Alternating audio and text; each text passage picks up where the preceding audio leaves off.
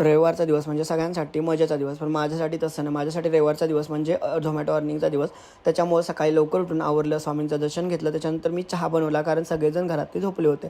रविवारी सगळेजण लेट उठतात. मग त्याच्यानंतर चहा घेतल्यानंतर मी आवरून फायनली निघालो माझ्या झोमॅटोच्या पार्सलसाठी. थोड्या वेळ गेल्यानंतर मला एक ऑर्डर मिळाली. त्याच्यानंतर बऱ्याचशा ऑर्डर मिळत गेल्या, कारण आज मदर्स डे होता, ऑफर होती.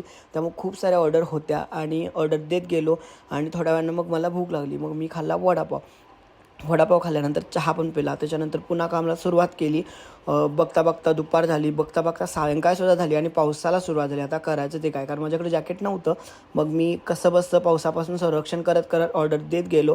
अशा प्रकारे संध्याकाळ पण झाली. इथं बघू शकता स्वामींचं दर्शन पण झालं आणि त्याच्यानंतर मग माझं अर्निंग पण बघू शकता तुम्ही. आणि फायनली माझं काम संपलं. मग मी घरी येताना माझ्या बहिणीला एक कॅडबरी घेतली, कारण तिचं ग्रॅज्युएशन कंप्लीट झालं होतं. आणि त्याच्यानंतर घरी येऊन जेवलो आणि मग झोपलो. श्री स्वामी समर्थ.